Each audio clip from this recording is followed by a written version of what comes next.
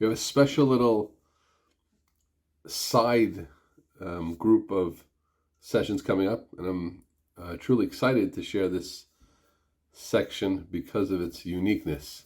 I want to start with the question I was asked. I was a young Avrech, a young married guy learning in Kollel by Reb Shalevsky, who became famous, of course, as the father of the miracle child at 83, however old he was. He should live and be well. He and his whole family, his wife and his child, which is really an ace. But anyway, I learned by that person. He was famous then as one of the greatest lamdanim in the generation. We certainly saw him as such, on a continuation of the great Rosh Yeshivas, and it was a tremendous chus for me to learn with by him, almost 7 years. Continue a kesh with him afterwards. He was my Masada Kedushin, etc., etc. The great Reb Shalevsky. Anyway, so I was a young fellow, and there's a fellow named Maishi. That's what they called himself, perhaps because his name was Maishi. His name was Maishi. And he said to me, I very much like 7 Habits of Highly Effective People, Stephen Covey's great work, famous work. And why should I learn Mesilas Yesharim? That was a question he asked. This speaks to me more. Good question. How would you answer that question?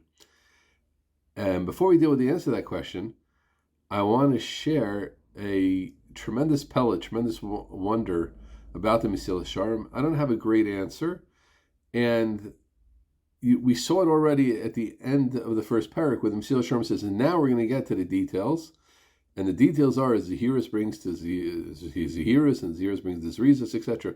Well, he didn't mention something which is called Torah, because the Brisa, which the whole book is built on, says Torah may be Edlei Zehiras. The Torah brings to Zehiras, and Zehiras brings to Zrizas. So, where's the chapter on Torah? What happened? Now, he does speak about it a little bit, and we'll get there in coming chapters, and that's for sure. But it's really an interesting question why he didn't deal more directly, dedicate a chapter, 2 chapters, 3 chapters to the all-important part of what Hashem called Torah.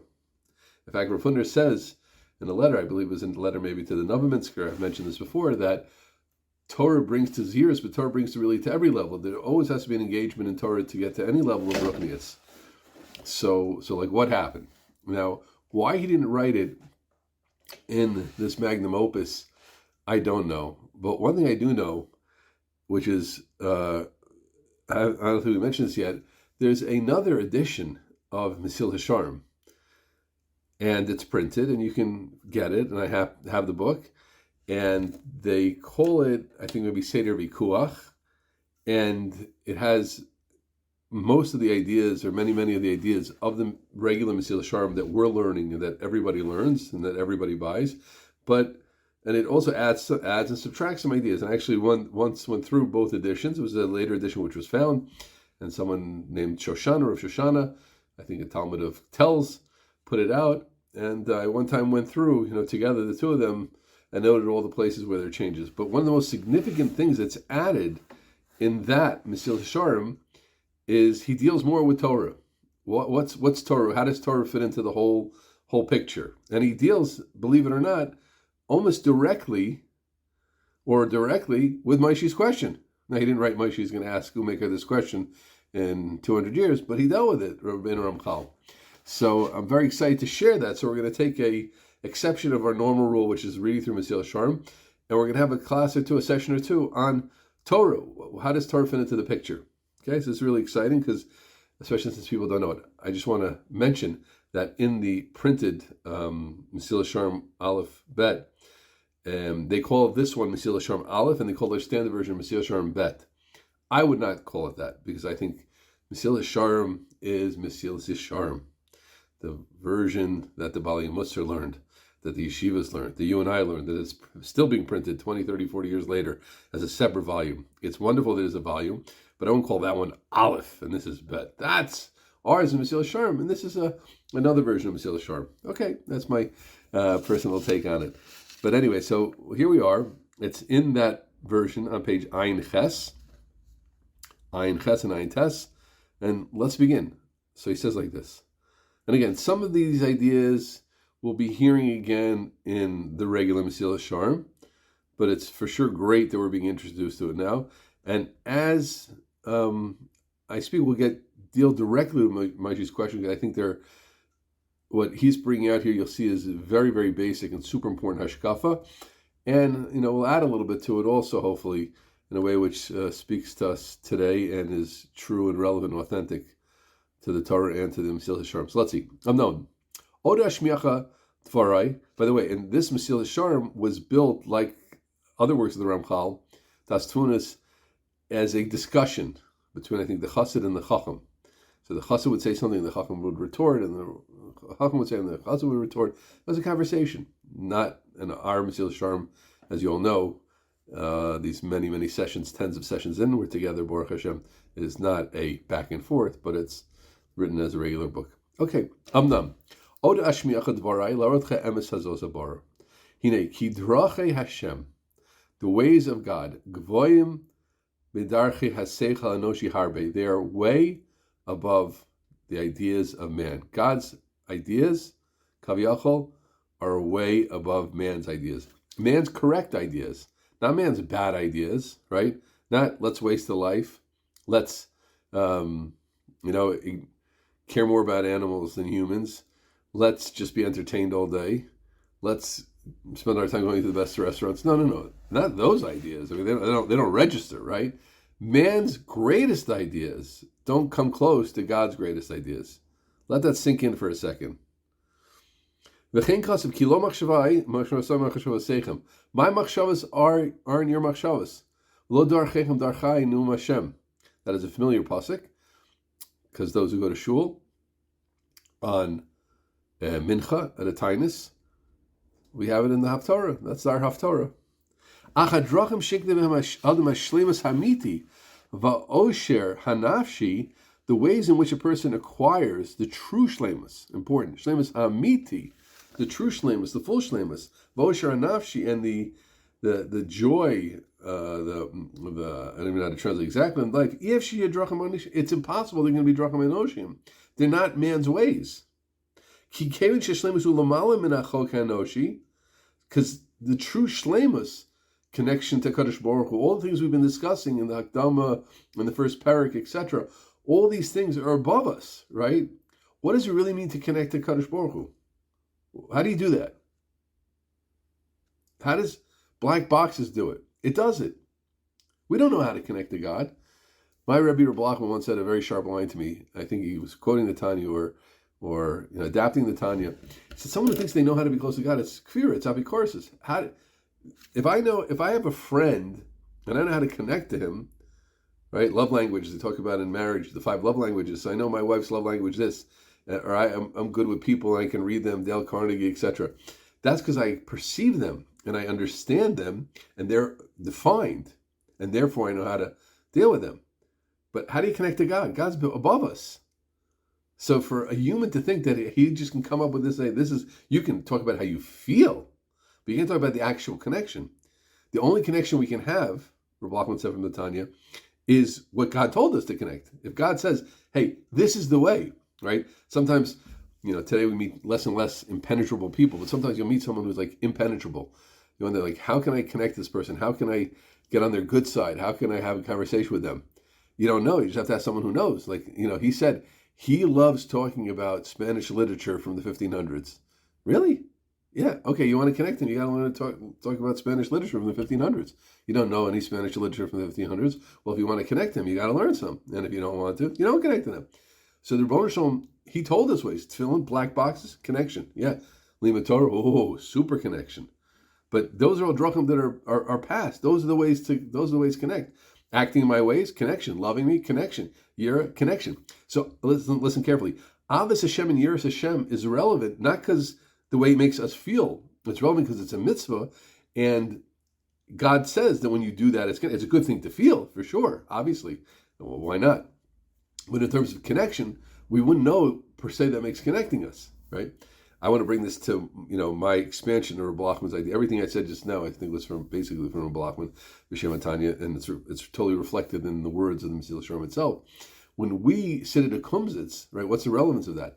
So I think the comes of that is because you have moments of Avos Hashem and Yiras Hashem and Avos Yisrael. Those moments are very, very yakar moments, right?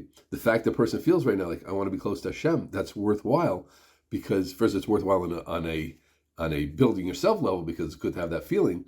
but it's not necessarily connected. But it is connected because you are going to do mitzvahs, like sheish mitzvahs medias. The more a person thinks about Emunah, the person thinks about the Ron Shalom, those are ways that he's told us to connect him. So therefore, when I'm doing those things, I am doing, it's not just black boxes told him to connect, black boxes telling connect, and feeling obviously Yisrael is a connection to him, and loving him is certainly a connection to him, and feeling him is a connection to him, and knowing that he's the only one in the world, Mavado is a connection to him. Those are all connections to him, so therefore they work. Okay. They're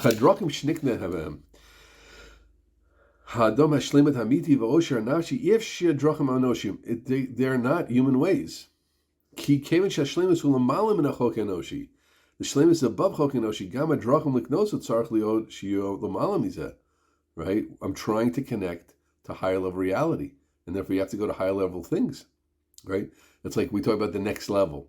We use a lot of times good words. We just don't realize the words we use. This is like he's a next level player. This is next level leadership. What does that mean? It means this next level. That was fine for that level, right? But now you've moved up.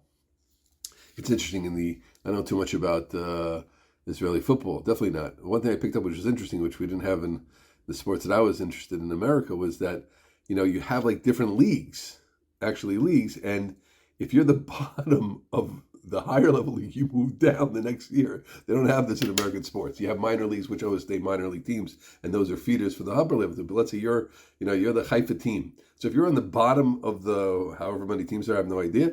But if you're on the bottom of that league that year, then you go down a league. Next year you're not playing, and then you lose a lot of money and all this stuff. And if you're on the top of the bottom league, then you move up. So then you're playing a different game already, right? It means that there's this league bet. They play at this level in front of these types of crowds. You want to go league, but that's just a marshal, obviously, right? But it's a different level. That's the point. Now you're in the big leagues. Now we're getting out of Israel. You're going to play in Europe. You're going to play in England. You're going to play in, Saudi Arabia, China. Now you're playing a different game. So here it's a mamish, a different game. The game is shleimus amiti. And the way to be known to them are shleimus amiti dika ways.